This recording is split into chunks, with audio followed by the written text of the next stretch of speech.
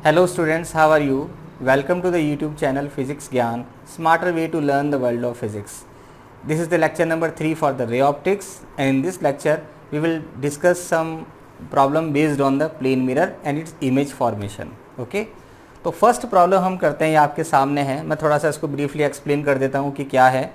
दो plane mirrors हैं, ये मिरर है M1 और ये मिरर है M2। दोनों के बीच की डिस्टेंस 6 सेंटीमीटर है।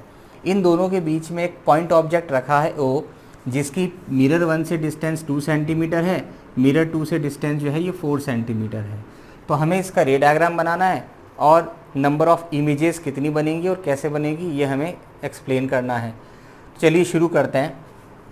तो इसके लिए पहले मैं लिख देता हूँ कि मिरर 1 और मिरर 2, यानी मिरर 1 से इमेजेस की डिस्टेंस क्या क्या होगी वो वन बाय वन लिखते चले जाएंगे। तो सबसे पहले शुरू करते हैं हम मिरर 1 से।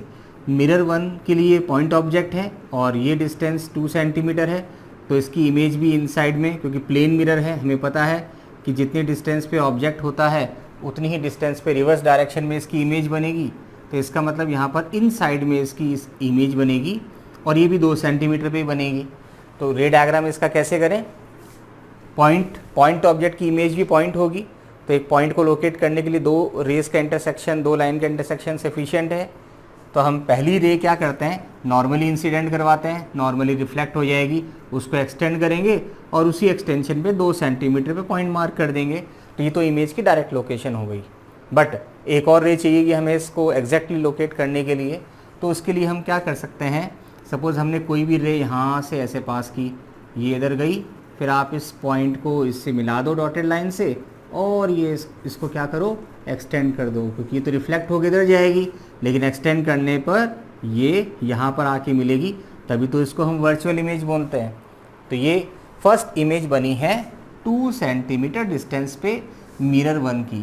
तो मिरर 1 की जो फर्स्ट इमेज है वो 2 सेंटीमीटर डिस्टेंस पे बैक साइड में बन रही है। अब यही ऑब्जेक्ट मिरर 2 के लिए भी ऑब्जेक्ट का काम करेगा। तो फर्स्ट मिरर M2 इसकी इमेज बनाएगा। तो कैसे करें भाई, एक रे ड्रॉप करें हम यहाँ से परपेंडिकुलर, ये हमारा ऑब्जेक्ट है, तो परपेंडिकुलर जाएगी, परपेंडिकुलर लौट आएगी, तो इसको हम एक्सटेंड कर देंगे और ये 4 सेंटीमीटर है, तो 4 सेंटीमीटर बैक में हम यहाँ पर पॉइंट मार्क कर देंगे I2। तो ये इसकी इमेज की पोजीशन आ गई। लेकिन रे डायग्राम कंप्लीट करने के लिए हमें एक रे और चाहिए। तो उसके लिए अब एक काम करते हैं कि मिरर M2 के लिए रे डायग्राम नीचे बना लेते हैं, मिरर M1 का ऊपर है, ताकि कोई कन्फ्यूज़न नहीं हो। ओके, तो मिरर के लिए हम क्या करें, एक और रे सपोज अपन ने यहाँ से निकाली, तो फिर क्या तरीका है, इस पॉइंट को I2 से ज्वाइन कर दो और इसको आगे एक्सटेंड कर दो। तो ये बन गई इसकी इमेज। ये कितने पे बनेगी, 4 सेंटीमीटर पे। तो मिरर M2 जो है पहली इमेज बनाएगा 4 सेंटीमीटर पे। अब क्या होगा, जो मिरर इसको I2 को हम क्या करते हैं, हम I1 डैश बोल देते हैं, यानी मिरर M2 की फर्स्ट इमेज।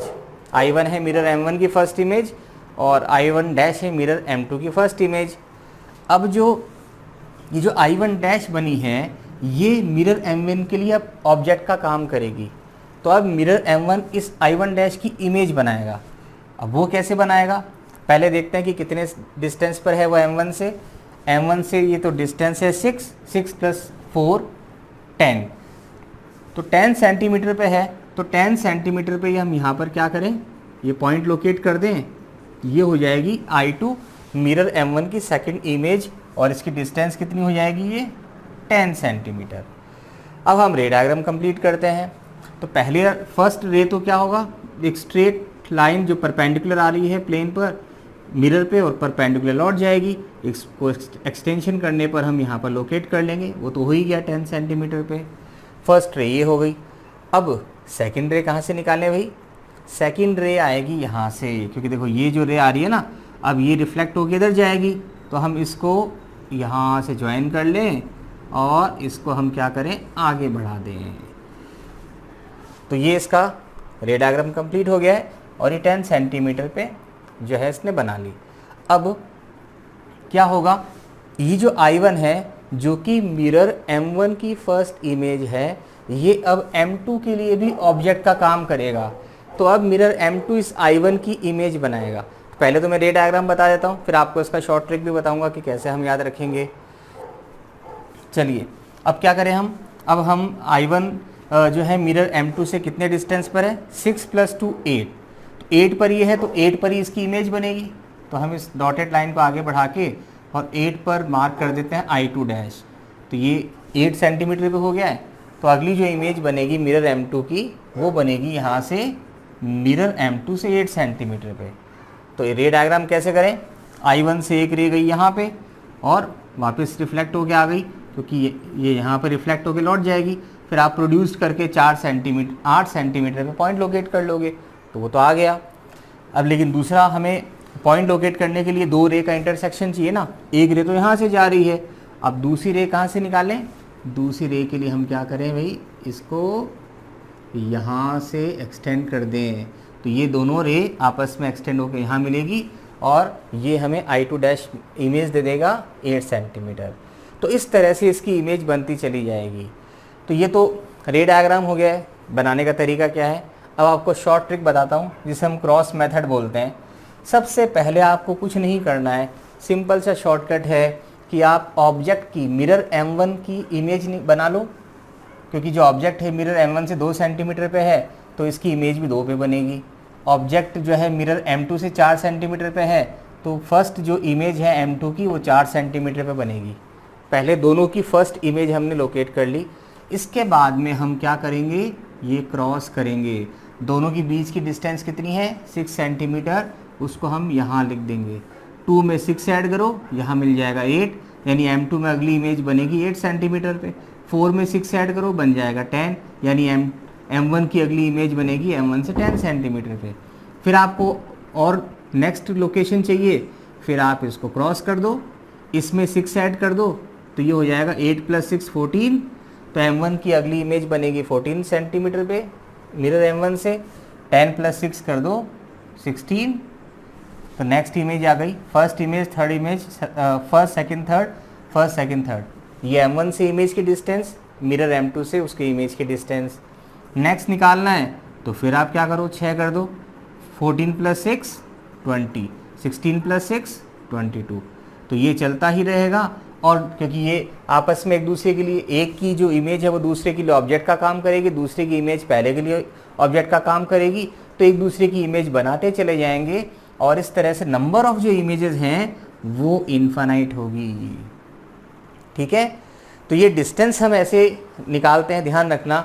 सबसे पहले M1 M2 ऑब्जेक्ट की पहली इमेज कहाँ बना रहा है वो लोकेट कर लो, उसके बाद में क्रॉस करके दोनों के बीच की डिस्टेंस, इसकी डिस्टेंस को आप ऐड करो यहाँ पर, यहाँ लिखो, इन दोनों को ऐड करो, यहाँ लिखो, इन दोनों को ऐड करो, यहाँ लिखो, इन दोनों को ऐड करो, यहाँ लिखो, और चलता रहेगा।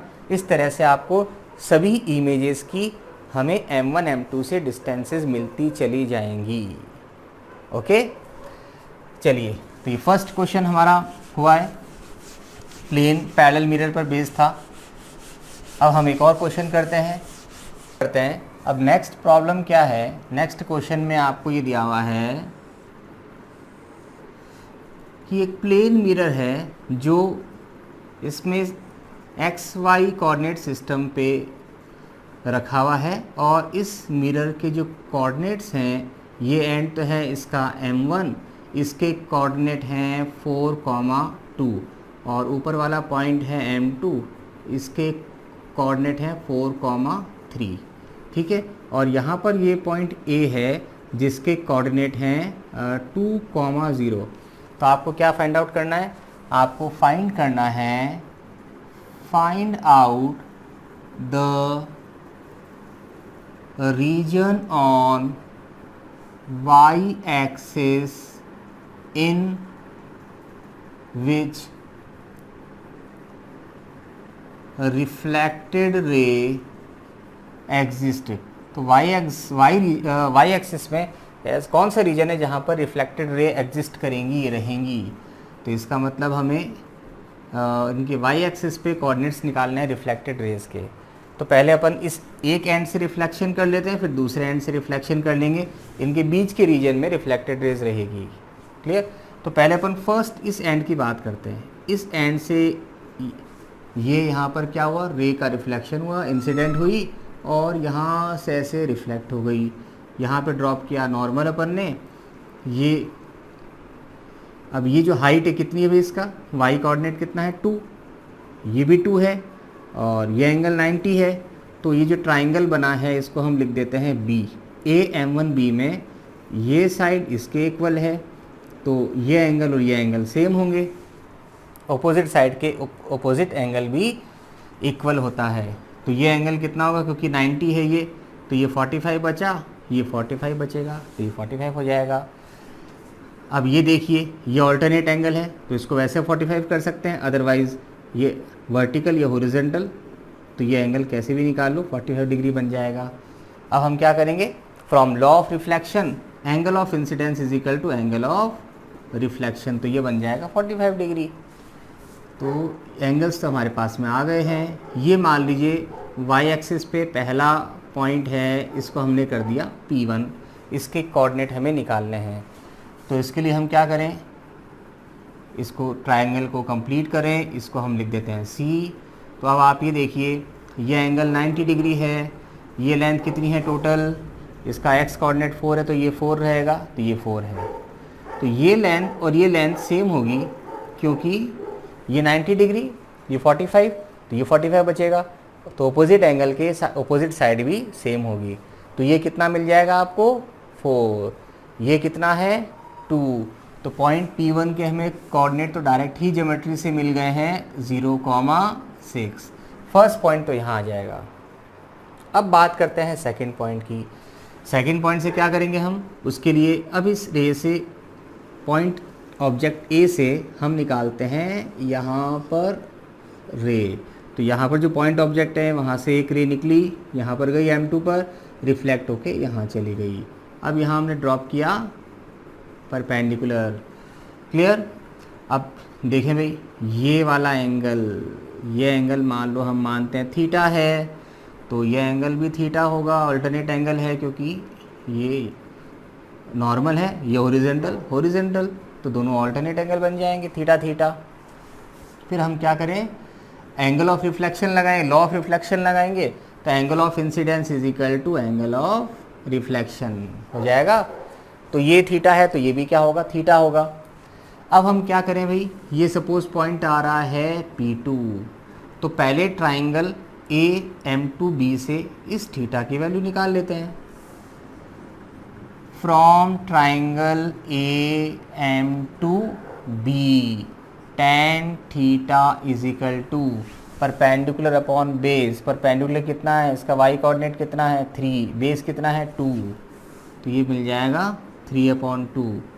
अब बात करें फ्रॉम ट्राइंगल P1M2P2, इससे भी हम tan थीटा की वैल्यू निकालें, तो ये तो बेस हो जाएगा इसका कितना 4, क्योंकि इसका x कोऑर्डिनेट 4 है और ये y कोऑर्डिनेट हमें पता नहीं है, मान लीजिए ये हम इसको लिख देते हैं y, ठीक है। तो यहाँ से अगर tan थीटा की वैल्यू निकालो तो परपेंडिकुलर अपॉन बेस, तो ये दोनों ही tan थीटा की वैल्यू है, दोनों को कंपेयर कर लो।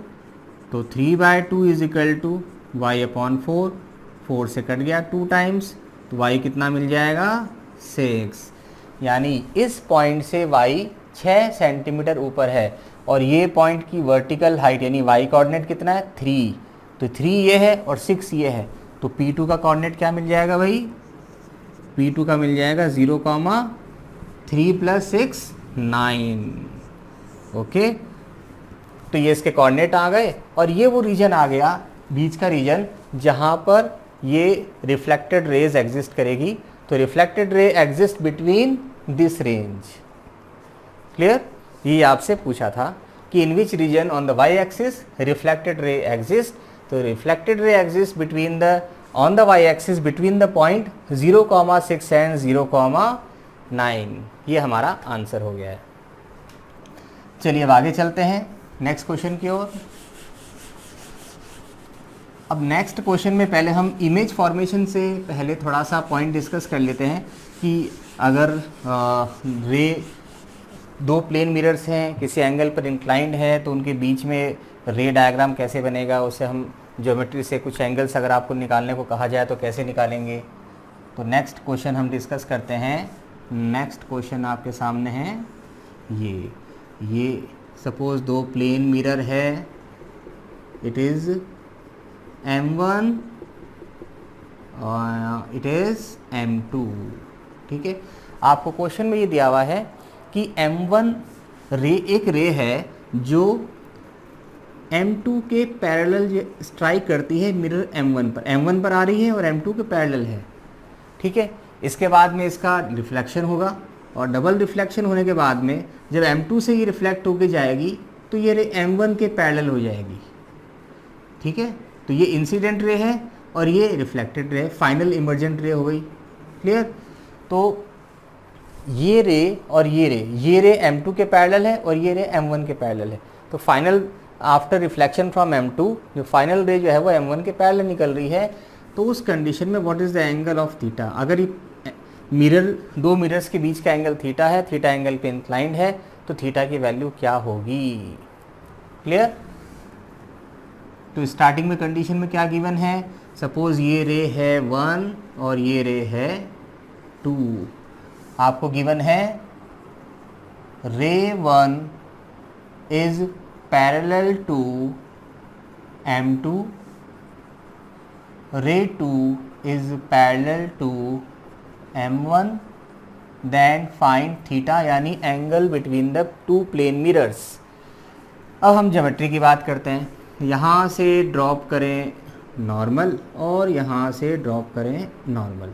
ठीक है, ये एंगल देखो, ये जो 2 है रे 2 M1 के पैरेलल है, तो ये एंगल थीटा है, तो ये भी कितना होगा? थीटा। सिमिलरली जो रे 1 है वो M2 के पैरेलल है, तो ये एंगल थीटा है, तो ये एंगल भी क्या होगा? कॉरस्पॉन्डिंग एंगल हो जाएगा थीटा। तो ये बात तो खत्म हो गई। अब देखिए ये वर्टिकल, ये हॉरिजॉन्टल, टोटल एंगल ये 90 होगा, ये थीटा, तो ये एंगल कितना होगा? ये हो जाएगा 90 माइनस थीटा। तो from the law of reflection ये एंगल भी 90 माइनस थीटा आ जाएगा। ठीक है, तो ये काम एक वन साइड का हो गया है। अब आप ये देखिए बाय सिमेट्री, ये एंगल हमने निकाला है 90 माइनस थीटा और ये एंगल कंप्लीट क्या है? 90। ये 90 माइनस थीटा, तो ये क्या होगा? थीटा। 90 में से 90 माइनस थीटा माइनस कर दो, ये 90 माइनस थीटा है तो ये थीटा ही रहेगा ना। ठीक है, सिमिलरली ये एंगल कंप्लीट 90 है, तो ये कितना होगा? 90 minus theta. From law of reflection angle of incidence is equal to angle of reflection, तो ये एंगल भी कितना होगा? 90 माइनस थीटा। समझ आ रहा है? चलिए ओके, अब ये देखिए ये एंगल कितना है भाई? 90 माइनस थीटा, और ये डॉटेड लाइन नॉर्मल है, यानी ये कंप्लीट एंगल 90 है, ये 90 माइनस थीटा है, तो ये एंगल भी थीटा हो जाएगा। क्लियर? अब अगर ये रे सपोज ए और बी पॉइंट पे टकराती है और ये पॉइंट आपका ओ है, तो ए बी ओ ये आपका इक्विलेटरल ट्राइंगल बना, क्योंकि अंदर के तीनों एंगल ही थीटा थीटा थीटा आ गए। तो हम कह सकते हैं कि from triangle A O B 3 theta is equal to 180, theta is equal to 60 degree. यानी अगर कोई दो प्लेन इंक्लाइंड है किसी एंगल पे और रे एक प्लेन से, एक मिरर से पर पैरेलल आती है और रिफ्लेक्शन के बाद में जब बाहर निकलती है तो दूसरे प्लेन से पैरेलल निकलती है, दूसरे प्लेन मिरर से पैरेलल निकलती है, तो उस कंडीशन में दोनों प्लेन मिरर्स के बीच का एंगल 60 डिग्री होगा।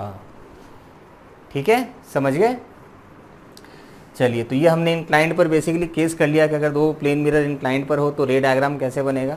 इस पर बेस्ड क्वेश्चंस भी कहीं अक्सर कंपटीशन एग्जाम्स में बन जाते हैं, तो इस तरह का एक केस डिस्कस करना थोड़ा लाजमी था। अब हम नेक्स्ट क्वेश्चन में आते हैं कि image formation by plane mirrors क्या होगा, उनके बीच का एंगल थीटा है, तो क्या पोजीशन बनेगी। चलिए, ये भी एक इम्पॉर्टेंट केस है जिसको हम डिस्कस करने वाले हैं, image formation by plane mirror. चलिए, नेक्स्ट हमारा टॉपिक है image formation by plane mirrors. Let theta is angle between plane mirror. ठीक है, मान लीजिए दो प्लेन मिरर है, दोनों के बीच का एंगल कितना है, थीटा है। तो हमें इमेज फॉर्मेशन निकालनी है, ये दोनों के बीच का एंगल थीटा है। तो सबसे पहला हमारा फर्स्ट जो काम रहेगा वो रहेगा हम 360 डिवाइडेड बाय थीटा, हम थीटा का 360 में डिवाइड करेंगे और देखेंगे कि इसकी वैल्यू क्या आ रही है। सपोज इसकी वैल्यू आ रही है n। अब हमारा यहाँ काम ख़त्म नहीं हुआ है, अब यहाँ से हमारा मेन काम शुरू हुआ है। वो क्या है, अब हम ये चेक करेंगे कि ये जो n है ये इवन है कि ऑड है। तो अब इसमें दो कंडीशन लगेगी। First, if n is even, अगर n इवन आता है, अगर हमें 360 में थीटा का डिवाइड करने पर जो भी वैल्यू आती है वो इवन आती है, इसका मतलब 2, 4, 6, 8, 10 आती है, तो ऐसी कंडीशन में नंबर ऑफ इमेजेस हमेशा n-1 बनेंगे, चाहे ऑब्जेक्ट इसके बीच में कैसे भी रखा हो, किसी भी पोजीशन में रखा हो, सिमेट्रिक रखा हो कि अनसिमेट्रिक रखा हो, कोई फ़र्क नहीं पड़ता। ठीक है, तो ये बेसिकली सर्कुलर मेथड से इसको सॉल्व करते हैं, बट वो सॉल्यूशन काफ़ी लेंथी है तो हम उसमें डेप्थ में नहीं जाएंगे। मैं डायरेक्ट आपको इसका मेथड बता देता हूँ।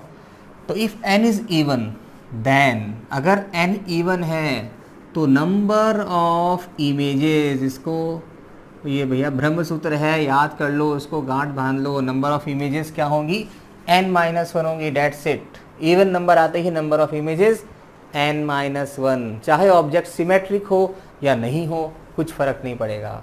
इसको एग्जाम्पल लेके यहीं पर ही एक्सप्लेन कर देते हैं। एग्जाम्पल 1, सिमेट्री का मतलब ये हुआ, सपोज़ दो प्लेन मिरर्स के बीच का जो एंगल है वो 60 डिग्री है। ठीक है, ये 60 डिग्री है, theta is equal to 60 degree. First case हम मान के चलते हैं कि जो ऑब्जेक्ट है वो सिमेट्रिक रखा है, एंगुलर सिमेट्रिक रखा है। एंगुलर सिमेट्रिक का मतलब क्या हुआ कि वो दोनों मिरर से इक्वल डिस्टेंस पे रखा है, m1 m2, यहाँ से भी 30 है और यहाँ से भी 30 है। तो इस केस में हमारा एग्जाम्पल में थीटा क्या है, 60 डिग्री। तो ऑब्जेक्ट मान लो यहाँ रखा है, ये हमारा ऑब्जेक्ट है जो दोनों से 30 एंगुलर डिस्टेंस पे रखा हुआ है। तो सबसे पहला का हमारा क्या रहेगा, हम निकालेंगे 360 divided by 60 is equal to 6। तो अब ये n हमारा क्या आ गया, 6, इवन आ गया है। तो इवन आते ही नंबर ऑफ इमेजेस क्या हो जाएंगी, नंबर ऑफ इमेजेस हो जाएंगी 6 - 1 इज इक्वल टू 5। ठीक है, अब वो कैसे बनेंगी, किस किस पोजीशन पे बनेंगी, उसके लिए मैं आपको यहीं पर ही एक्सप्लेन कर देता हूँ। देखिए, अभी ऑब्जेक्ट यहाँ पर रखा है, तो सबसे पहले मिरर m1 इसकी इमेज बनाएगा, 30 डिग्री इस साइड में तो 30 डिग्री उस साइड में बनाएगा।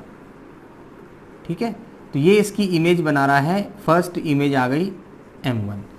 ठीक है, सिमिलरली m2 जो है वो इसकी इमेज भी 30 डिग्री डाउन साइड में बनाएगा, क्योंकि 30 डिग्री ऊपर है तो वो भी इसकी इमेज यहाँ पर 30 डिग्री नीचे बनाएगा, वो आ गई m1'। तो अगर एंगुलर डिस्प्लेसमेंट देखें इमेज का, तो m1 से भी पहले इमेज 30 डिग्री पर है, m2 से भी 30 डिग्री पर है, क्योंकि जितना एंगुलर डिस्टेंस सामने उतना ही बैक में होगा, जो लीनियर डिस्टेंस वाला रिलेशन है वो यहाँ लगेगा। तो हम क्या करेंगे, सबसे पहले इनका फर्स्ट जो इमेज बन रही है उसकी एंगुलर पोजीशन को मार्क कर देंगे। m1 से कितनी बन रही है फर्स्ट इमेज की एंगुलर पोजीशन, और m2 से कितनी बन रही है फर्स्ट इमेज की एंगुलर पोजीशन। अब हम क्या करेंगे, अब इसका सिंपल सा कॉन्सेप्ट है कि वही क्रॉस मेथड यूज़ में लेना है। दोनों मिरर के बीच का एंगल कितना है, 60 डिग्री, उसको आप बीच में लिख दीजिए। अब आप 30 + 60 ऐड करो और यहाँ लिख दो, फिर 30 + 60 ऐड करो, यहाँ लिख दो। तो पहली इमेज, दो इमेज तो ये बन गई 30 पे, नेक्स्ट इमेज बनेगी 90 पे। फिर क्रॉस करो, दोनों के बीच का एंगल यहाँ रख दो, फिर आप उसको ऐड करो, 90 + 60 150, 90 + 60 150। क्लियर। फिर क्या करेंगे, वापस से हम क्रॉस करें। ये तब तक चलेगा जब तक कि एडिशन 180 या उससे ज़्यादा ना आ जाए। अगर ऐसा सम करने पर वैल्यू 180 या उससे ज़्यादा आ रही है तो हम वो नहीं करेंगे, वहाँ इमेज नहीं बनेगी। 180 से कम जहाँ भी वैल्यू का एंगल्स का सम आ रहा है वहाँ तक बनेगी, उसके बाद नहीं बनेगी। जैसे अब सपोज अपन यहाँ लिखते हैं 60, तो यहाँ पर अगर 60 लिखेंगे तो 150 प्लस 60 210 नहीं होगा, 150 प्लस 60 210 नहीं होगा। तो ये तो हुआ फर्स्ट केस। से आगे तो हम चलेंगे ही नहीं, पहली चीज़ तो ये, क्योंकि 180 से ज़्यादा आ रहा है। 180 आएगा तो भी हम कंसीडर नहीं करेंगे, 180 आए तब भी नहीं, उससे ज़्यादा आए तब भी नहीं। अब हम ये देखेंगे कि ये जो लास्ट में जो एंगुलर पोजीशन बन रही है इनका सम कितना है। 150 प्लस 150 300, 300 प्लस 60 360। अगर इनका सम 360 आ रहा है, इसका मतलब लास्ट की दोनों इमेज आपस में कोइंसाइड कर जाएंगी। क्या कर जाएंगी? ओवरलैप कर जाएंगी। ठीक है, तो इसीलिए इमेज कितनी बनी?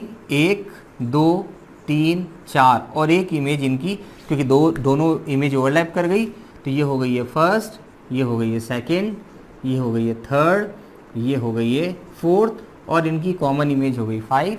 तो नंबर ऑफ इमेजेस हमारे पास में आ गई है 5। समझ गए? तो फर्स्ट तो ये तब था जब वो सिमेट्रिकली रखा था। अब अगर सिमेट्रिकल नहीं रखे तो क्या होगा, उसे भी निकाल लेते हैं। तो नेक्स्ट लेते हैं एग्जाम्पल नंबर 2। अगर वो सिमेट्रिक ना हो तो क्या होगा? तो सेम एंगल हम लेते हैं और अनसिमेट्रिकल पोजीशन लेते हैं। तो सेम एंगल सपोज हमने 60 डिग्री लिया है, और इस बार ये ले लिया कि ये तो है 20 डिग्री और ये है 40 डिग्री। तो रूल तो वही है, angle between the two plane mirrors कितना है? अभी भी 60 डिग्री आ रहा है। तो फॉर्मूला वही है निकालने का हमारा, number of images 360 by 60 is equal to 6। So number of images is equal to 6 minus 1 is equal to 5। ठीक है, तो अभी भी 5 बनेगी। अब कैसे बनेगी, किस किस एंगल पे बनेगी, अब वो निकाल लेते हैं। चलिए उसको देखते हैं हम। फर्स्ट है M1, दूसरा मिरर है M2। अब देखिए M1, ये मिरर हम M1 मान लेते हैं, ये मिरर M2 मान लेते हैं। तो M1 से 20 डिग्री सामने है ऑब्जेक्ट, मान लो यहाँ कहीं ऑब्जेक्ट रखा है, तो इससे उधर 20 डिग्री पे इमेज बनेगी। तो पहली इमेज की पोजीशन आ गई 20 डिग्री। मिरर M2 से 40 डिग्री पे सामने है, तो 40 डिग्री बैक में बनेगी फर्स्ट इमेज, तो यह आ गई है 40 डिग्री। अब वही क्रॉस मेथड हम यूज़ में लेंगे, बीच का एंगल 60। अब आप ऐड करो इसको, 20 प्लस 60, नेक्स्ट इमेज की M2 की पोजीशन आ गई 80, 40 प्लस 60 ये आ गई है 100। फिर क्रॉस करो, फिर बीच का एंगल लिखो, 100 प्लस 60 160, और 80 प्लस 60 कितना आएगा? 140। फिर आप क्रॉस करो, 60 लिखो, तो 160 प्लस 60 220 नहीं होगा, 140 प्लस 60 200 मोर देन 180 डिग्री आ रहा है, तो हम आगे नहीं बढ़ेंगे, यहीं पे रुक जाएंगे। अब लास्ट का हमें इनका सम चेक करना है। 160 plus 60 is equal to 220, 220 plus 140 is equal to 360। तो यहाँ फिर लास्ट में इनके एंगल का सम 360 आ रहा है, इसका मतलब ये दोनों इमेज फिर कोइंसाइड कर जाएंगी। तो फाइनली इमेज कितनी रही? 1 2 3 4 एंड 5। तो इसका मतलब ये हुआ कि अगर 360 डिवाइडेड बाय थीटा हमारा इवन नंबर आता है, तो डजंट डिपेंड कि ऑब्जेक्ट सिमेट्रिकल रखें कि अनसिमेट्रिकल रखें, फाइनल जो इमेज है वो n-1 बनेगी, ये तय है। ठीक है, तो ये हमने बात कर ली वो केस कि जब आपका 360 बाय थीटा क्या आता है? इवन आता है। अब हम नेक्स्ट केस में आते हैं कि जब 360 बाय थीटा ऑड आएगा तो क्या होगा। चलिए अब हमारा बी केस आता है, when 360 by theta is equal to n is equal to odd number. अब अगर ये ऑड नंबर आता है तो क्या होगा? अब ऑड नंबर आता है तो वही दो केस बनेंगी, दो सिचुएशंस बनेंगी। अब फर्क पड़ेगा कि ऑब्जेक्ट सिमेट्रिकल रखा है कि अनसिमेट्रिकल रखा है, तो इसके फिर दो केस बनेंगे। समझ गए ना कि अगर आप 360 डिवाइड बाय थीटा, सपोज हम थीटा भी हम एग्जांपल ले लेंगे 40 डिग्री, तो 360 बाय 40 इज इक्वल टू 9, तो यह आ गया ऑड। अब जब ऑड आएगा तो हमें चेक करना पड़ेगा कि ऑब्जेक्ट सिमेट्रिक रखा है। अगर सिमेट्रिक रखा है तो नंबर ऑफ इमेज n-1 बन जाएगी, और अगर सिमेट्रिक नहीं रखा है तो फिर n ही बनेगी। तो दोनों केस को डिस्कस करेंगे। तो फर्स्ट केस है when object placed symmetrically, then number of images is equal to n-1। क्या होगा? नंबर ऑफ इमेजेस n-1 होंगी। कैसे होंगी इसका भी एग्जाम्पल यही इसी के साथ ही लेके इसको वाइंड अप कर देते हैं। Suppose let theta is equal to लिया हमने 40 डिग्री, ठीक है, तो आपका 360 divided by theta is equal to 360 divide by 40 is equal to आ गया 9। और आपको कहा है कि जो पोजीशन है वो ये है। हम फर्स्ट अभी ले रहे हैं सिमेट्रिकल पोजीशन। तो सिमेट्रिकल का मतलब ये मान लो ऑब्जेक्ट है तो ये दोनों से 20 डिग्री पर है, क्योंकि बीच का एंगल थीटा तो हमने 40 डिग्री माना है। तो ये आ गया है मिरर M1 और ये आ गया है मिरर M2। तो अब इमेज हमारी कितनी बनेगी? n-1 है, क्योंकि हमारा अब सिमेट्रिकल केस है। तो हम क्वेश्चन में दिया हुआ कि ऑब्जेक्ट प्लेस सिमेट्रिकली है, तो नंबर ऑफ इमेजेस हमारे फॉर्मूले के हिसाब से कितना आएगा? क्योंकि when object place symmetrical number of image n-1। Object symmetrically रखा है तो number of images 9-1 is equal to 8 कैसे आएगी? उसका रूल वही हम क्रॉस मेथड से चेक कर लेंगे। देखो दोनों 20-20 डिग्री पर है तो फर्स्ट इमेज दोनों की 20-20 पे रहेगी, फिर क्रॉस कर दिया, बीच में लिख दिया दोनों के बीच का एंगल। अब आप ऐड करते चले जाओ, 40 + 20 इज इक्वल टू 60, ये भी 60, फिर क्रॉस करो, बीच का एंगल 40, 60 + 40 100, ये भी 100, फिर ऐड करो 40 तो 140, 140 फिर ऐड करो तो ये कितना आएगा? 180। तो 180 आया तो हमें वहाँ पहुँचना ही नहीं है, 180 या उससे ज़्यादा नहीं आना चाहिए। 180 आएगा तब भी यहीं रुक जाएंगे। ओके, समझ गए? चलिए अब हम देखते हैं कि यहाँ पर कितना आ रहा है।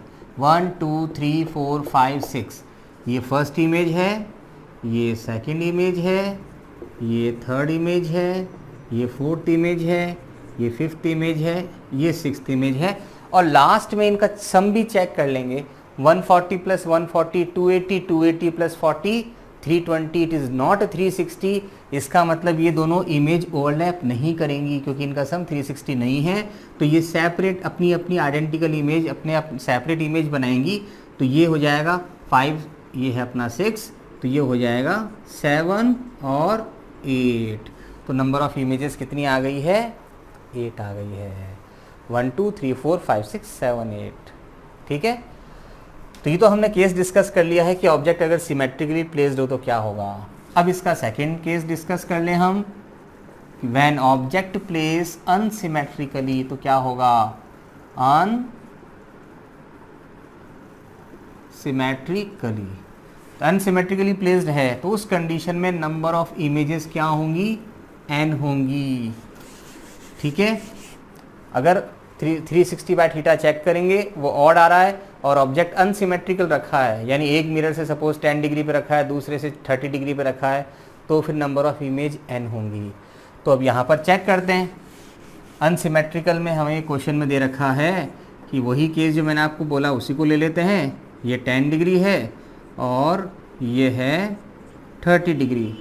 ये मिरर है आपका M1 और ये मिरर है M2। तो दोनों अनसिमेट्रिकल है, तो इसका मतलब नंबर ऑफ इमेजेस कितनी बनेगी भाई? 9, क्योंकि अनसिमेट्रिकल है।